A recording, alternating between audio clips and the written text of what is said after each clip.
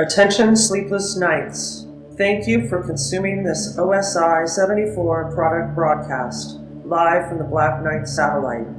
For optimum performance and safety, your host, Mr. Lobo, asks that you please listen to these instructions carefully. When in a hospital or other healthcare facility, observe the restrictions on the use of electronic devices. Switch off before boarding an aircraft to prevent interference with communications systems. Do not operate this device in the presence of flammable gases or fumes, chemical plants, or where blasting operations are in progress. Always listen hands-free while driving a vehicle.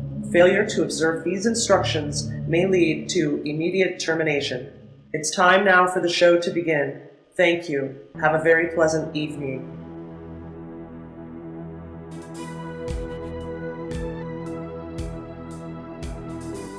You're not dreaming. This is the Sleepless Knights podcast.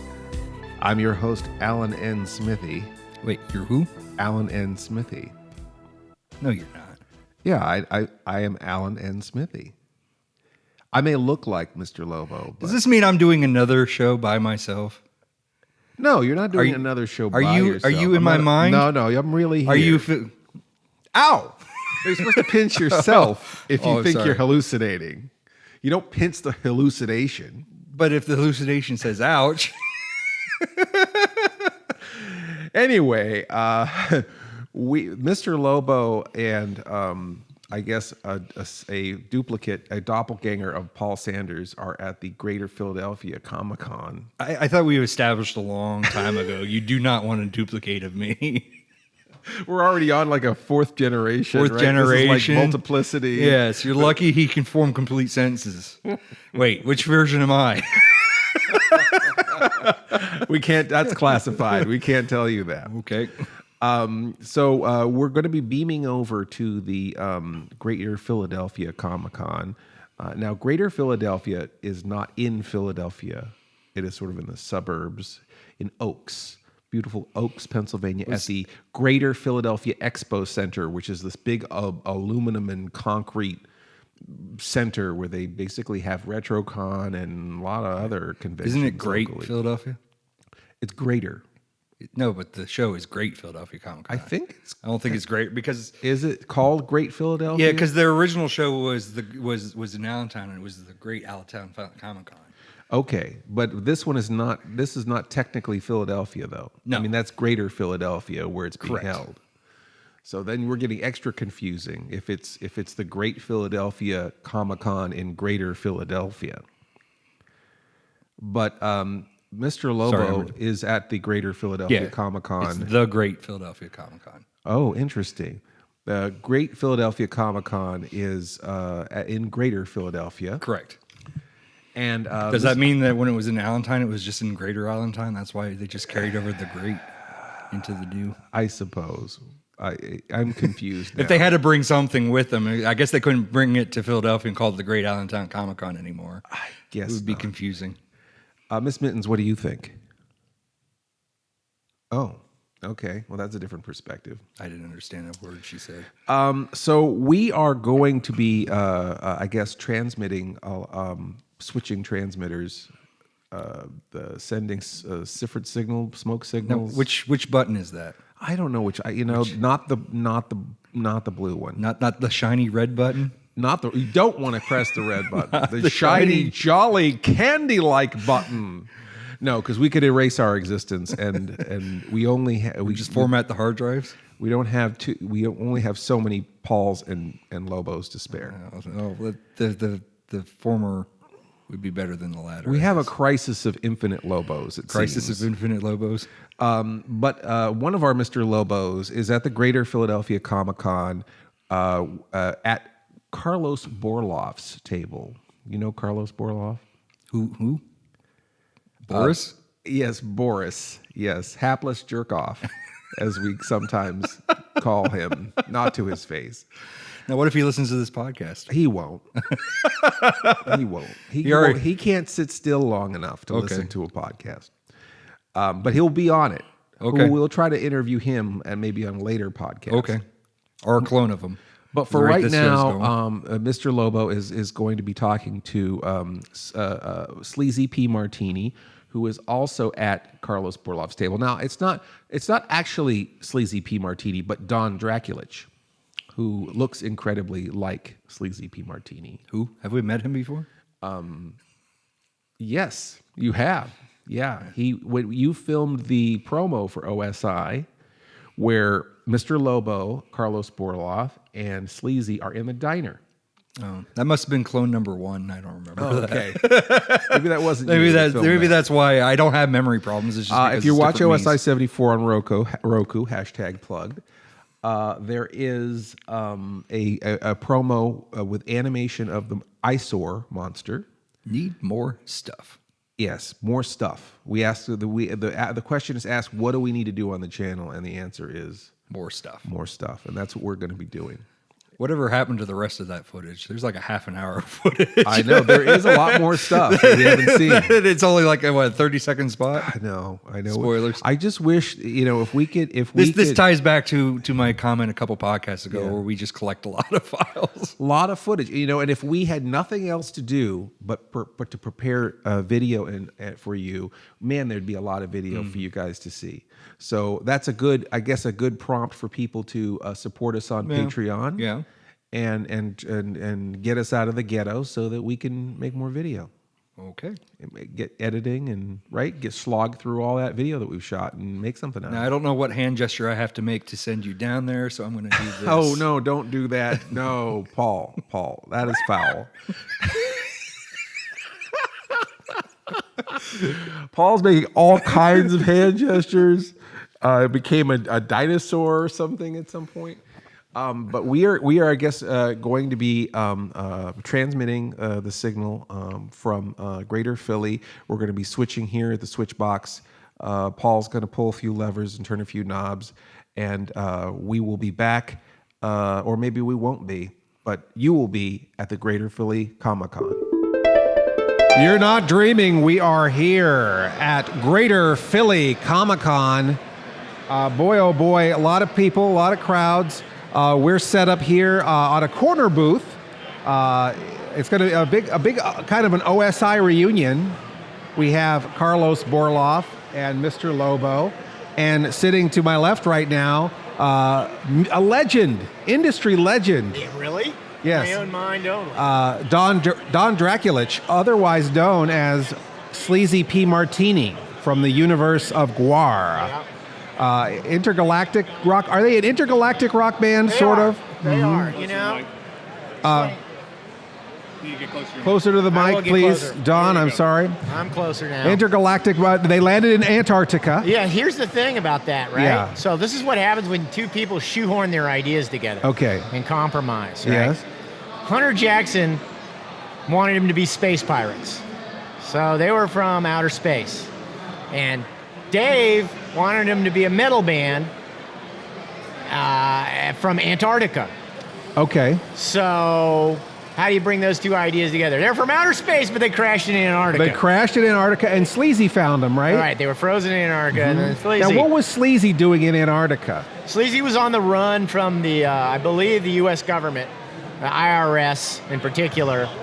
But yeah, his helicopter was shot down by extra-military forces working for, I believe, the IRS, the U.S. government. Okay, and was Sleazy managing talent at that time, or just selling crack? He was. He had just been managing a band called the Pansies from Hell. Mm-hmm. Oh, that's okay. Well, we have a customer here.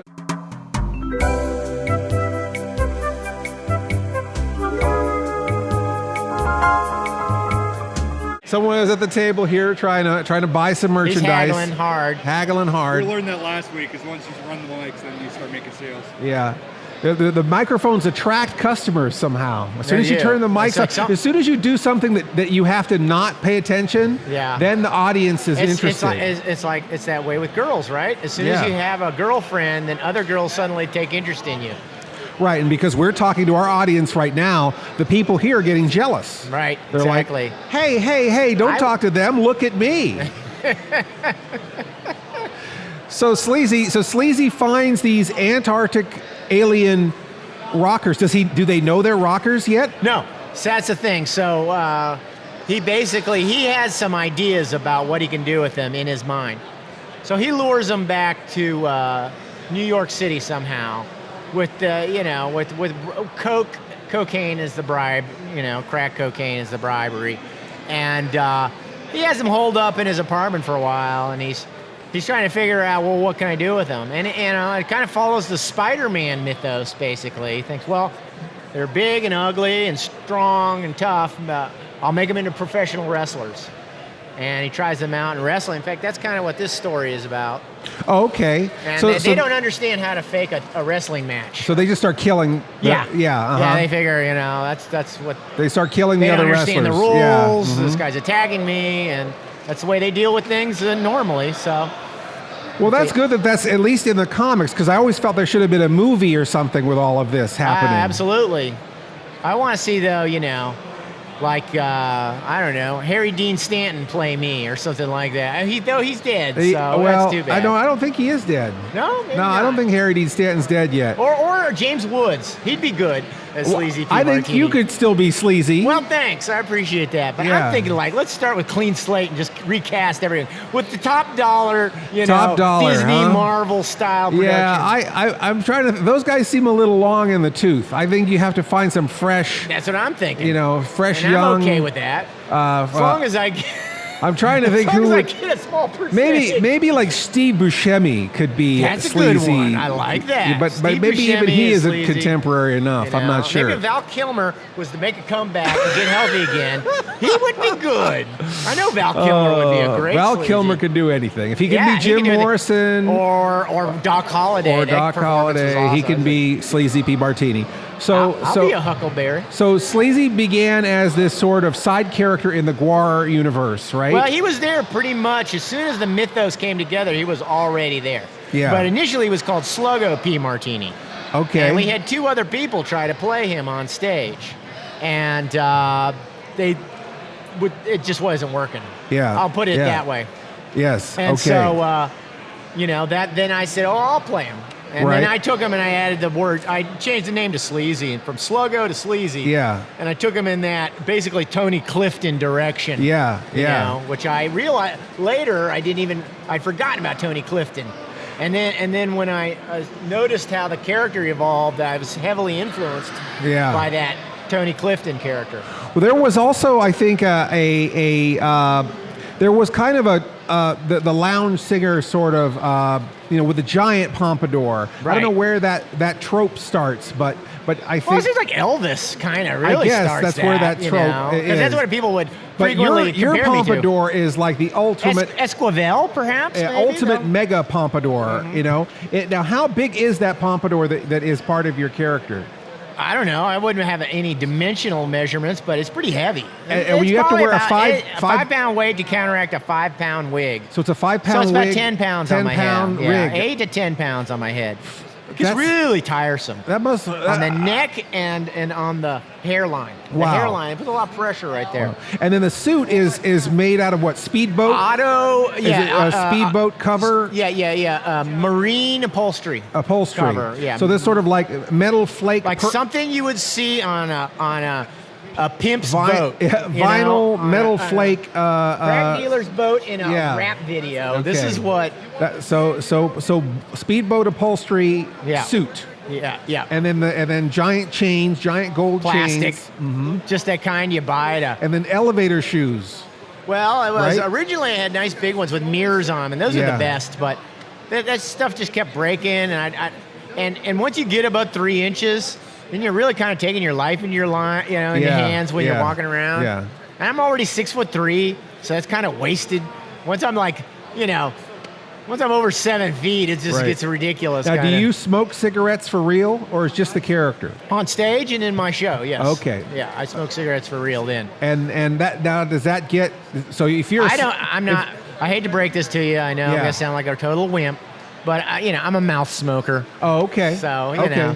But you don't get sick. so I don't get sick. Although I feel a little bit of that nicotine Because buzz you get through your when mouth. we did Cinema Insomnia, the first pilot that we shot was called Insomniac Theater. I had a pipe Now, this was just an old pipe. This was not a pipe that was being used. Right. But just having it in my mouth On and it. tasting You were the getting nicotine in there. tobacco made me want to barf. Oh, wow.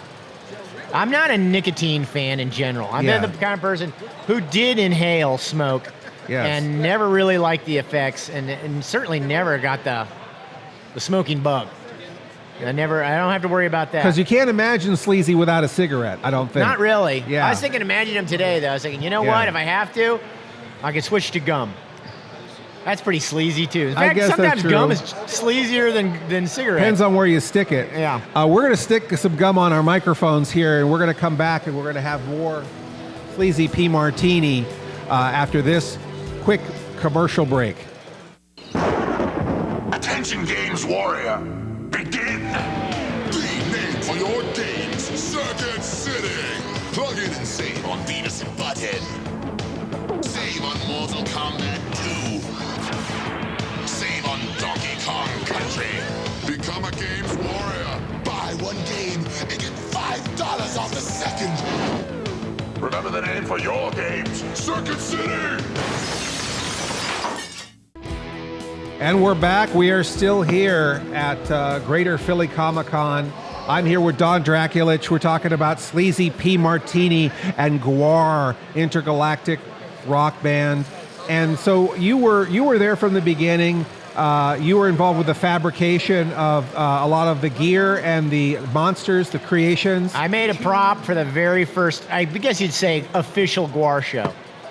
And, like lots of things, there's kind of debate over what is officially the first GWAR show. When GWAR first started, it was just, hey, you've got some crazy costumes, you're working on this movie. Can we put these on and open for ourselves, i.e. Death Piggy, the punk rock band in Richmond? Can we open for ourselves? We'll call ourselves GWAR or something Okay. like that. It was, I think initially it was GWAR. Yeah. And they decided to shrink it down Shorten and make it just more GWAR, right. yeah. I And- always thought of those Where Monsters Dwell Marvel Comics, where it was these weird names that all the monsters and things in comic books always had, where it was almost an onomatopoeia more than a name. Yeah. Well, it's a power word. It's Yeah. a meaningless power word. Yeah. It's always been what it was. Ega. And so people never got that. They were Yeah. always, what's that stand for? GWAR. Gay women against rape? Yeah. Gay weird anal reprobates? Always gay, huh? Yeah, something. Yes. It's like, well, what can you do? Oh, God, what a racket. God, Always what gay. a racket. I Yeah, like that. Yeah. I like that. A Washington Post writer came up with that, and he just passed it off as if it was fact. He just made it up for his story. Nice. And, attributed nothing to That's it. some good No journalism. disclaimer. Yeah, that's where it comes from. That was my first opening, and then you watch other journalists, they assume, once they research that, the subject, and that article comes up, they assume, oh, that's just fact. And so they repeat it. And then there you have it. And there you're stuck with it. Yeah. So GWAR, you were involved both on the creative side and then now how often did you perform, or was there a certain point where they decided they want you to do a song? I mean, how did this character Well, go like from I kind of said, being part of the backstory to being more active in the Making group? costumes and then looking enviously, like wanting to be involved in the stage show, of course, like all the artists did. Yeah. And then when the Sluggo guys didn't work out, I was like, hey, I'll do that. Raise my hand, Yeah. And from there, right, I did my first stage appearance was Halloween '86, which is the infamous Wow. Schaefer Court show. Yeah. The first 86. prop I built was the 1985, November, October, something Yeah. like that. It's called the PB Kelly Show. That was the first official Yeah. GWAR show. Where it was a dedicated band, not Death Piggy. Yeah. That's the other thing I didn't wrap that story Oh, up. I'm sorry. No, it's all right. I just got off track myself. But it was no longer just Death Piggy wearing costumes. It was an actual dedicated band that Dave Brocky had put together. That was the PB Kelly Show. And that was the first show I ever built I built a prop for. So that's the Fish GWAR show proper. Yes. And then my first show I actually was in as a reoccurring character was Schaefer Court Halloween as Sleazy. I came out, in fact, holding this corpse. and saying, "This is what'd you do to my brother Sluggo?" You know, that was the premise of me coming in. I found out that GWAR had killed my brother, because they didn't want him as a manager anymore. Of course, we just did away with that part of the mythos completely later. Yeah. So that it was Sleazy discovering him in Antarctica. Well, Sleazy would have taken the credit anyway. Yeah, of course. That's right in his. That's in his wheelhouse, totally. Yeah. But the first time I was ever on stage was the summer of '86, and it was the avid fan who gets his arm ripped off. I was like, I want to shake your hand, man. Hey, and then rip. Yeah. And so right from the beginning, blood spraying out into the audience. That was inspired by the Gallagher. No, more like Monty Python. Oh, okay. Remember, okay. I forgot the name of the sketch, but you know, Sam Peckinpah. where he comes right? in. Sam Peckinpah does what? Sam Peckinpah's Salad Days. Yep, that's it. Yes. So it's a film, and these guys do tennis anyone? Right. And then he comes in, and the tennis racket accidentally knocks someone's arm off or head off. And the decap was inspired by there's the one short appearance of what? Remember Princess Anne showing up with a fake head and shoulders, running around, kicking soccer balls? Pantomime Princess Anne or whatever. Yes. Right. Uh-huh. So you throw those two elements together. Yeah. So Monty Python was an influence on you guys. Dave especially. Yeah. Steve Martin. Yeah. Devo, perhaps? Devo, of course, just kind of in the way of there's a concept band, you know, having a concept act or a concept band. Yeah, you got a concept, and you've got a kind of a whole art movement almost. Yeah, there's not the separation between a real, you know, let's say, what is that? It's not one and the same. It's like, you know, Marilyn Manson is always Marilyn Manson, right? You know, if you look at Marilyn Manson, you can kind of imagine Marilyn Manson in reality, in real life. Maybe he'd look weird too there, but we see a lot of other weird people operating amongst us as the same persona. Yeah. But GWAR was just a dedicated stage persona. Yeah, and you like really Devo. couldn't function at the supermarket or anything like that as Sleazy or as any of these characters. As if you'd ever want to. Yeah. It's a horrible way to go through life, wearing stinky latex, offending everyone. 5-pound counterweight for your hair every day. Awful. That's why I'm so grateful to have been in a band like that, because I can, once I drop the persona, then I'm a fly on the wall. I get to hear everybody, you know, say, "Oh, that band sucks." I don't blend. I'm always Mr. Lobo. Well, that's true. You are Mr. Lobo. I don't blend. That's why I chose this persona, because I can't really be anything else. It's very hard for me to look like I can't do a disguise. But you know, that has its advantages. That's a great thing too, you know, because that has its perks. You know, you're getting recognized more often. I don't have as much prep. Like you and Carlos are or Borloff. Yeah. You know, you guys have to go and get in your drag before a show, and that's a lot of work. Right. I just put on a tie and I'm Mr. Lobo. I've got it down to about 15, 20 minutes. It's not too bad. That's good. That's quick. But that's from a lifetime of getting into that outfit, right? Mm-hmm. Are you always worried that something's going to happen to it, like it's going to get crushed, or you know, something's going to happen to the costume? No, I was worried that I won't have packed something crucial. Yeah. Like one shoe will be missing. Oh, the belt's gone. Yeah. Oh, you know. Right. Yeah. Oh. Yeah. That must feel awful when you know that one piece. All my chains are gone. Oh, if all your chains are gone, forget it. Yeah. You can't do it. No, not without the chains. No. Wow, that's amazing. Well. But somehow I don't lose it. Okay. All right. So we are... So you do a convention like this, do people want to see you in costume? They want Sleazy to sign those autographs, well, right? yeah, because they want to get that photo op in there as well. Yeah. Right? So yeah. like they're paying a little bit of money, they want to get the photo op along with it. Who can blame them, right? Yeah. Could we talk a little bit about, I guess, just the changes the band has gone through? I know there's been a lot, but if we could get like the short version of getting us up to date with the band in general. Wow. Where to start? Is there a short version? There's Maybe like not. been what? 4 Beefcake the Mighties? Wow. There's been 4 or 5 lead guitarists. It was Flatus, and then he got changed to Pustulus. Okay. You know, because after Pete Lead, not Pete Lead, excuse me, after Corey Smoot died, there was a decision not to, you know, kind of retire that character as well. Yeah. You know. So sometimes you replace the character, and sometimes you just have someone else playing the same character. It's true. Beefcake has not been replaced yet. Yeah. He just, you know, the person's been replaced 4 times. Yeah. So Beefcake's 4 times. And certain characters you probably couldn't replace, like Slymenstra Hyman, you probably couldn't replace her because... Tried sort of with that Volvatron character, but that didn't work out. But that's a different name and a different character. Name, wasn't the same character. Yeah. You know, but yeah, Slymenstra, irreplaceable, I would think. Yeah. Odorous is irreplaceable. Yeah. Our fans would be outraged if we'd have put someone else in And here's the new Odorous. Yeah. That would be like sacrilege, right? Yeah. Now, are there a lot of people who are upset that a lot of people think that the band should end with Odorous? Sure. Yeah? Sure. The arbiters of your career. They watched you, so they believe that by their simple participation as spectators, they get to decide when you call it quits. What your career where it should go. Yeah. It's I don't know where that comes from.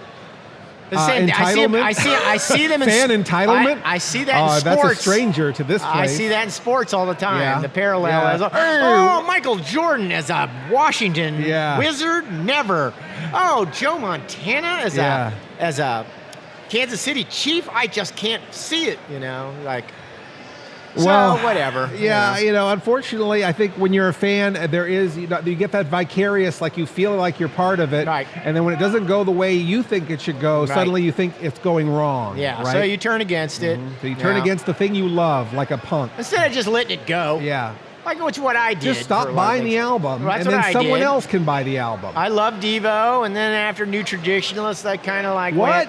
New Traditionalists? Okay, you know what? I know. Sleazy and I are going to have an argument well, right here. That's the thing. I came back to that stuff and liked it later.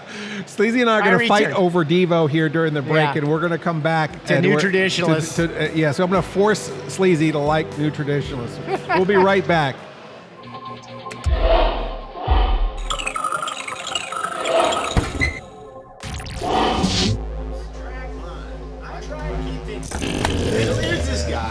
Taking us down in the deep dark mine shaft of perversion. We're crying out loud. So, all right, what are our goals? What do we want to do? We have a whole channel. We have the fans out there who are waiting to see what we're going to do next. What do we want to do? More stuff.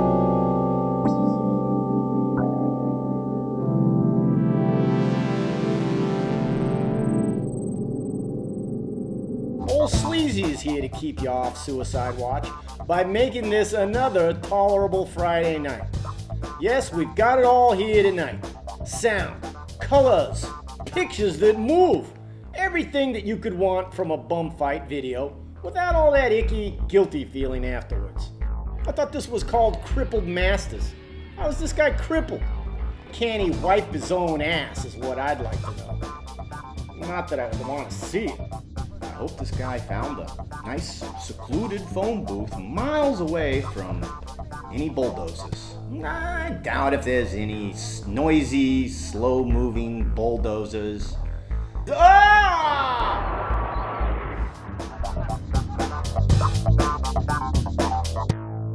Watch it on OSI 74. Beautiful World, that was it, huh? You were out. I wasn't out, but it was like Love Without Anger. It was Beautiful already, World. It was already it was fading a little bit. But I go on this rant a lot. You know how all these bands have that moment where you know it's over? Yeah. That song. Yeah. Remember like The Clash, rockin' the Casbah, and you're like, oh. But that was their biggest hit. I know, it usually is. It usually is. It's just like Talking Heads, loved them, first 4 albums, and then Burning Down the House, and you're like, oh. And that was their biggest hit. Really? So what, they just sold out? Is that was in your mind, where they sell out? No, it wasn't sell out. It's just something about it just didn't sound like what you visualize those bands like. And then, of course, goes hand in hand with the commercial appeal now that happens. It's like, GWAR fans are doing that with the new album to a degree. It's been, one of the better selling, more popularly received albums. And their GWAR fans are like, oh, I don't like this direction, selling out and this and that. Yeah. So, a lot of people thought I sold out when I did the Plan 9 movie. You did. Just letting you know. Yeah, did you lose respect for Mr. Lobo? Totally. Wow. I was like, I better put another blanket down on the couch before I sleep tonight. I might catch his cooties. Well, all His right. I guess uncoolness that's will rub fair. off on me. Yeah. I sold out. No. You were Boy. everybody said this that night. You were the best part of that movie. Thank you. That was the problem. The acting was uneven. Well, it is Plan 9, Yeah. and it was uneven, but, I had a good time, and it was a good role for me, and I certainly would do it again. And again, it's like you have to keep going forward and doing different things. You saved that movie practically, single-handedly. By the way, I always wanted to wonder, Yeah. did the guy make money with it? Or is it a break-even situation? This is the reason. The way I feel like that movie was like flipping a house. They probably paid back all their investors and they sold it to a distributor. Maybe made a little bit for themselves. And but then they never had the fun of never doing it looked and back. experience, and you got that on your reel. And, I think so. Yeah. I think so. So I think I saw it. Was it on Netflix or something like that? It's been on Amazon. Amazon, okay. And I don't know if it's on Netflix, but it's on a lot of them. Okay. It's on a lot of them. It's and it's on Vudu. So it's on a lot of those services, big services. Well, I was there, and I'm we watched getting, it. and it's funny because that was a few years ago now, and it's starting to people are screening it places and appreciating it more. So maybe it's growing legs, as they say in the industry. Maybe that's gonna take off. Be a cult classic in 40 years. Cult classic. So, I mean, that's hard when you're considered a cult fame, right? Which is like fame without fortune usually. Well, yeah, there you go. You were talking about fans who get irate about the change in direction in your career. When you're cult, then they're really sensitive to that. Yeah. Because they feel like the exclusivity. They're losing the exclusivity when you go popular. Like, now everybody likes this thing that I've always liked. It's been my special right. little... And if you think of yourself as a connoisseur of film, and you like things that the base, unwashed masses don't understand, then suddenly when they start liking that, you're like, this thing is done, right? Yep. I am not into it. Well, exactly. we were joking earlier about the hipster peer pressure, where it's like no one else is doing it, right? Instead, that's so the opposite of everyone's doing it. Yeah, exactly. So, and I think that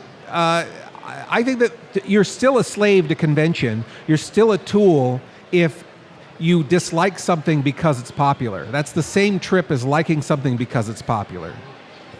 More or less. At a certain point, you need to decide for yourself whether you think something's good or bad. The Beatles suck. See, they came to me while listening to Sgt. Pepper's Lonely Hearts Club Band. The Beatles really suck. I was like, oh man, this is just George Martin telling them to glue a bunch of little pieces together. Yes, a bunch of calliope noises together. Some stupid horns, trying to do the Beach Boys, but not having nearly the orchestral brilliance of Brian Wilson. No way. I think that what's interesting, we're talking about favorite bands and influences, is that whenever I ask people like musically what their influences, and then they'll say the Beatles, like that tells me zero about you. Yeah. That's like, what's your favorite thing in the world? Air. I love breathing air. I love pizza. I hate Mondays. Yeah. Turn-offs. Negative dudes. It's like I like the outdoors and sunshine. Right. Yeah, long walks on the beach. That's right, and men who aren't afraid to cry. Yeah. So to a certain degree, there is something to when you have something that you have an affection for, that it is something that's personalized and something that kind of expresses you and represents you. And I understand a little bit of that. You identify. But self-identification is a big part of the cultural phenomenon. Sure, absolutely. But it is interesting when the fans turn against the thing that they're fans of. When I got into Devo, one of the things we would do, right, is we'd rush home and alter our consciousness, and then we'd play their album or albums really loud, and we'd jump around pretending to be Devo. And that's what your fans are doing. They're in their mind, they're projecting, astral projecting themselves into the performance. Mm-hmm. They're identifying with their favorite guitarist, their favorite lead singer, whatever member it is, or they're an extra character even. Hey, we got a third guitarist now, That's and right. Led Zeppelin, awesome.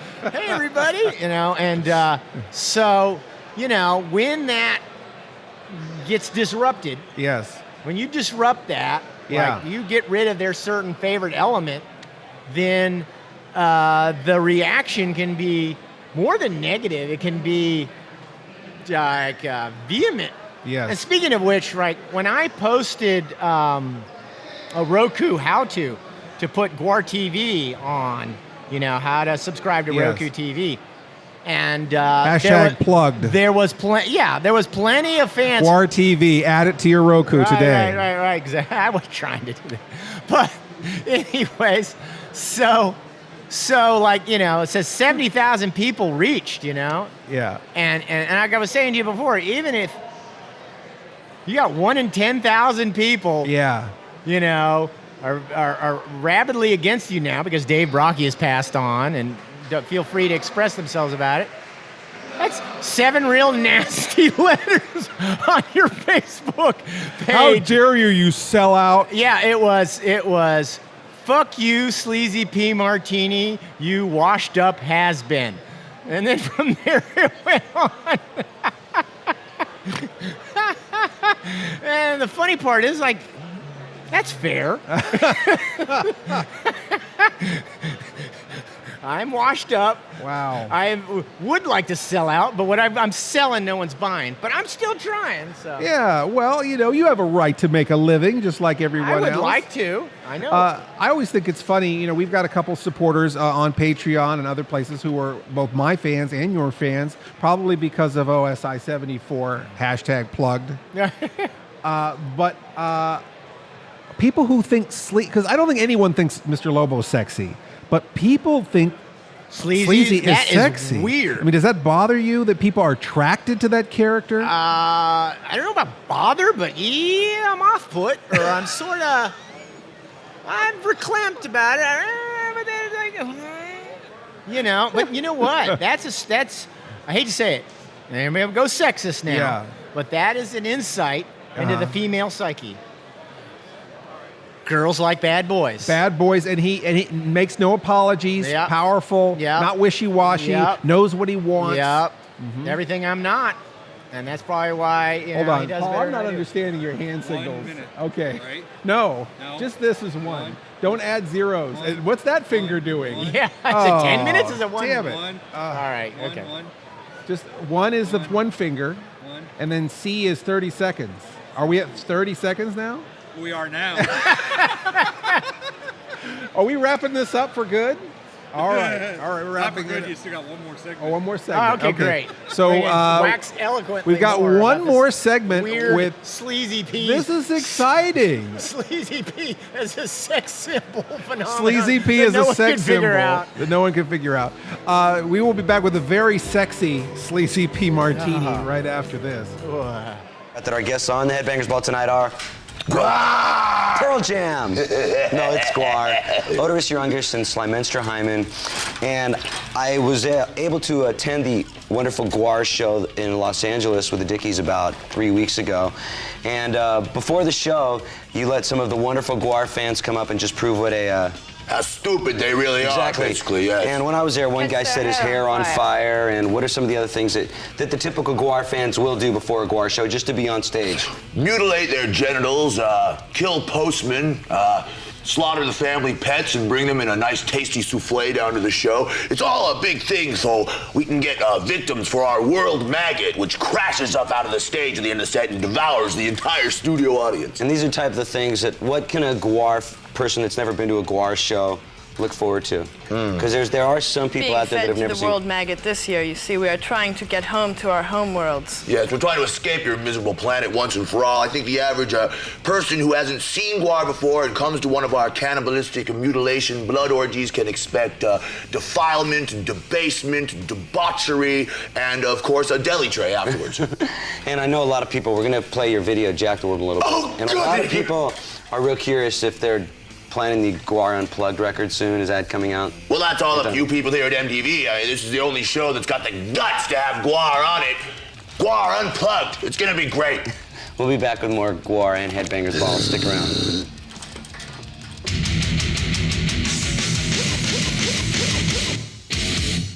We had to have a chat. We had to go over all the hand signals with Paul again. Yeah, he's still making hand gestures over there. He's making like bird animals. Yeah, there he is. Balloon animals now. So Sleazy P. Martini, and now this, I guess, falls into my next question, Yes. I guess, is that, I mean, there is some satirical aspects to GWAR. Right. These are kind of larger-than-life, extremely negative characters. Right.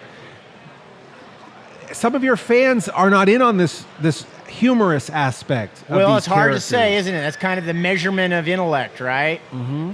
Those that get the joke and those that don't. I mean, more or less, you can split it that way. And we saw the ones who weren't getting the joke show up a lot, especially early on. Now, to tell you the truth, I don't think there's so much of that. Now it's nostalgia. Okay. I mean, like, for instance, when I put up the post saying, hey, Sleazy will be at this Comic-Con, and Facebook sends back your message is really popular with males 35 to 40. Do you want to boost it? And, So it's these wistful 40-year-olds they going, come up to you. Oh, man. They come back up to in you. the 90s, that was the shit, man. Yeah, no, they say, I saw you. That's when I first saw I was 15 at such and such. I saw you on the Joan Rivers show, Right, man, and yeah. it changed my life. Changed my life. You were on Springer, And they're man. never- You guys totally blew my They're mind. never rocket scientists or They're not Mensa. doctors or No. chess champions MIT. or anything like that. No. Rarely. There are a few. Yeah. You're just surprised. A few, but overall, they're more like, sheetrock hangers and stuff like Yeah, that. And then, yeah. Why we changed your life, huh? Uh-oh. Now you're hanging Sorry. sheetrock. Yeah, sorry. about that. Wow. So No offense to but sheetrock you- hangers But you who don't- like your GWAR. fans don't scare you sometimes? Only when you're on stage and they're in that stupor. Yeah. That kind of like weird, super drunk bloodlust. Yeah. Yeah. Kill him! You Kill know, everyone! You're trying to do some kind of witty dialogue that you have. We're talking to some rubber creature on stage. You wrote that with the rest of GWAR and thought it was so pithy that everybody's going to laugh This hysterically. layered political social satire. Just wasted. Yeah. It's because no one can hear what's going on next to the guy show going, us your tits! kill him, Kill him! kill him. From the moment he appears on stage, they see it's a rubber guy, so Yeah. he's gonna die. Yeah. They're not interested in anything you have to say. Just cut to the right to the squirting chop instead of the chase. Cut to the chop. Penis cannon squirting blood. Right. Come on, just get the spew going. Yep. And so you're like, sometimes it's a little disheartening, but you know that somewhere out there, there's some smarter people. They stayed in the back, and they actually could hear what was being said on the PA, and they chuckled. Well, I think it's what's neat about it is like any art form, and what we were saying before, people put their own personality into it, and it's part of their lives. You know what? That's kind of what's happening with the Sleazy pictures. What I'm trying to do. I'm sure. I'm sure most GWAR fans aren't really digging the show that much. Just chances are. I don't know, Hard but to know. I think it is a whole new audience too. that's it. That's Yeah. it. I'm like, hey, this is something I would like to do on my own. And those who might be into this sort of thing will follow me, and those who don't, that's cool. If you think this isn't, what Sleazy is, Before okay. OSI 74 was a glimmer in my eye, you invited me to the Slave Pit, Right. And you talked about wanting to be a horror movie host. Nice. And I think the only thing I had said is that it's got to be exploitation movies, Right. I knew that. And then at some point when OSI was starting, I had called you up and I think I just said, "Hey, did you still want to do that show?" That's exactly it. And I said, "Yeah." And then you just started doing it, and what was amazing is that the output was, I think, the shortest learning curve in film hosting history. I'll have to take your word for that. It was so appreciate great it. to watch that evolve from show to show to show. They got better and funnier, and I always like to tell people it is the smartest and the crudest show. Eric on the Miller channel. said the same thing. He said the same thing about it, which I found was, oh wow, I guess there must be something to that. And the commentary is clever, and you put a lot of work into it, a lot of heart and soul in it, and it's obviously that the project's close to you. And I think that's what people pick up on. Yeah. My wife, like a couple months ago, said, "Don't you think it's time to end this?" Oh, don't you think? Come on, no, this isn't going anywhere. That. Come on, you're not making it. It's time to end this. And it felt like somebody had stabbed me in the heart. And then, of course, I braced myself and I said, "No, it's not over. It's not over. I'm sticking with it." Yeah. Till I rat say it's bastard. over. Yeah. Well, that's my baby. Don't you take my baby. And like give me back my son. Well, and I feel like this with Cinema Insomnia. It's like, I've been canceled so many times. Yeah. Obviously I could have just walked away and did something else, but it's part of me. It's part of my character. It's part of my persona. It's part of how I express myself. And as long as there's somebody out there who wants to see me hosting movies, I'm just going to keep doing it because I enjoy it. To continue to do sleazy pictures, even if there is no method of broadcasting it. I will watch it myself. That's how important it is to me. I'll be my own audience, and I'll chuckle. Oh, that was a good one. Or, I don't know how that made it. That should have hit the floor while it was in script form. It never should have been edited in there. Oh, that was bad. Well, and again, at a certain point, it is just part of you. I mean, we all three of us, we all go through those hoops of, maybe you're lamenting that it's not quite hitting as hard or not going as big as maybe we think it should. Oh, I have totally had that feeling the last trailer I did. Yeah. The coming soon for Flesh Gordon. I said, this is it. This is so brilliantly funny. It will catapult me straight to the top of the comedy We world. are going to win the internet. Yes, I'm going to crush it. This will go so viral, it will shut the whole system down. And it's like, 450 likes and, some thumbs up, no comments. Yes. Nobody quoting any lines from it saying, hey. Well, and again, big or small, you never know. It's going to be the thing you put the least amount of effort into. That's what you keep saying. The ones I think are the weakest. Take off like wildfire. I found it's complete opposite. Yeah? The ones I felt strongly about going in usually end up the ones that are the best coming out. Yeah. Okay. So far, I was like, Super Soul Brother has been I think it was my weakest effort. Yeah. Calamity of Snakes, too, even though that's a good movie. It's a live show, so it's a live different show, so it's vibe to it. Tough to, you had to navigate you like to do the two whole, or three takes of every line. Instead, you've got one. You had, And I found myself forcing myself, getting into this kind of Rodney Dangerfield sort of, everything hit this guy. And, you've been battling your teleprompter there for a few episodes, I think. Oh, that was awful. Yeah. This last episode, I realized I watched one of the monologues. I think it was a finishing monologue, and I must have been tired and a little hungover from the partying we had been doing while we were doing 2 episodes that weekend. And it was like the face was dead. It was just my mouth moving, and the face was just dead. I'm watching it like a chimp with peanut butter on your lips. The eyes were just completely locked on the screen. It was obvious. Yeah. And your point? My point was, I still suck sometimes. And I did. But overall, I really like this. My most recent episode. I do. I like it. This is Flesh Gordon. Flesh Gordon. Okay. So I think it's one of the better ones. So this will probably be on the channel by the time you hear this, more than likely. So please. Which will, when's it airing? Next week? By next weekend? Probably a couple weeks? 3 weeks probably for sure. this. So it'll already been on. Then. So please watch Sleazy Pictures After Dark. Sleazy P. Martini hosting Flesh Gordon. And maybe you could comment on it or something. Make me feel like there's an actual audience out there. Sleazy seems like a hard-boiled guy, but deep down in there is Don, who is crippled and emotionally insecure. He wants to hear all of your nice comments. He wants you to stroke his ego. I do, but let's just remember one thing. I don't need any of you. I'll do this by myself if I have to. He doesn't need you, but he really wants you to like it. Don? Like me. Please, really like me.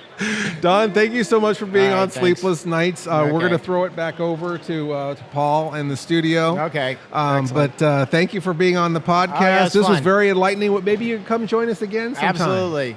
We'll All do right. another one. Thank you, Don. All right, well, we're back in the studio. Thank you, Mr. Lobo and Sleazy P. Martini and Paul number 3 or 2, or who was that over there doing the hand gestures? I don't know. Speaking of hand gestures, Mm-hmm. you know, it's been a year from the last great or greater Philadelphia Comic Con that you taught me the hand gestures, and the only one I ever use is this one. Yeah, Paul, that's not a TV safe. It's really weird that he halted the other Paul for hand gestures that we never use. Yeah, I guess that's true. What does this one mean? Let's wrap it up. What does this one mean? That's a quacking duck. What does this one mean? That's a dove flying. What does this one mean? I don't know. It's like a caterpillar or let's a little brief lesson. If you're working in television, there's few basic hand gestures. If you kind of are twirling your finger in a circle, that's wrap it up. Which is the one I commonly use. Yeah, for that's the one that Paul uses the most. That's his favorite. I don't really need to use the other than things. flipping the bird. That's Paul's favorite TV gesture. Jester. It's a jester. It's a jester. Yes. Yeah, so, Duke of Doubt. We're getting back into Hamburglar. Okay. The other memory's starting to bleed in. Yeah.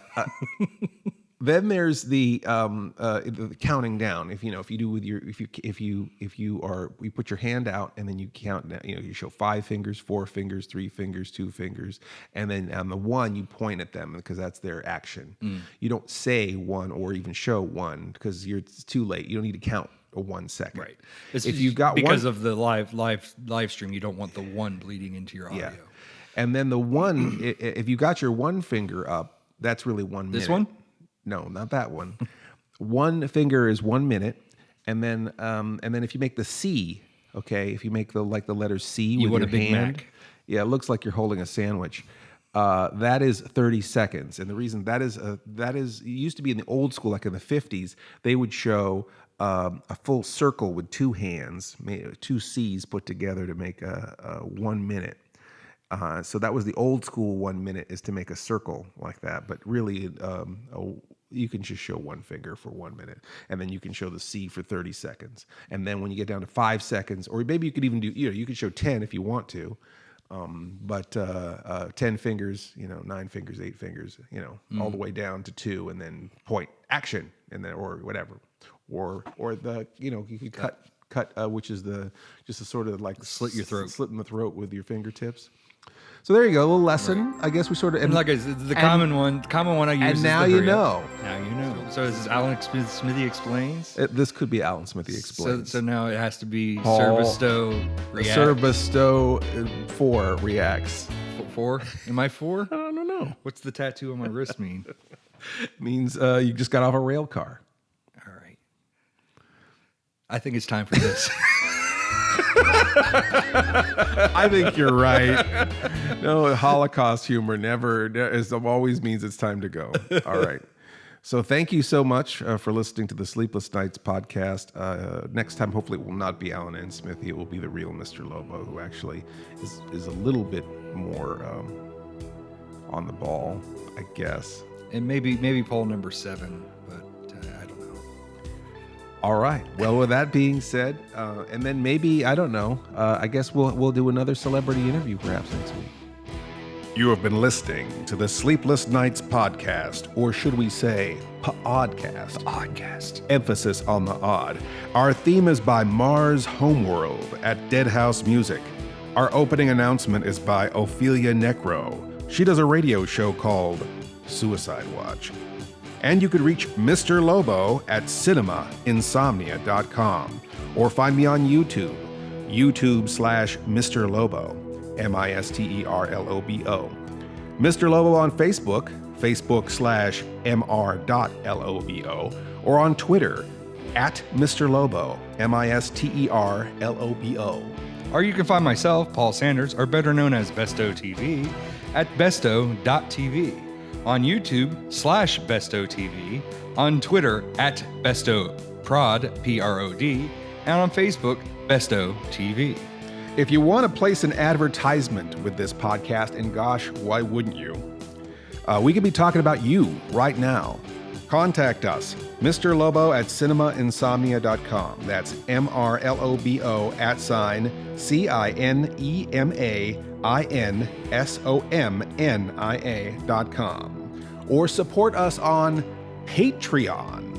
Patreon supporters get to hear this podcast before anyone else and a lot of other great stuff, right, Paul? Sure. Doesn't get it better than that, right? So come join the fun at patreons.com/cinemainsomnia. That's patreon.com/cinemainsomnia. Please stay up with us next week for another Sleepless Knights podcast. Or should we say, pODDcast. Podcast. The best thing about being an insomniac is never having to say goodnight. Good night.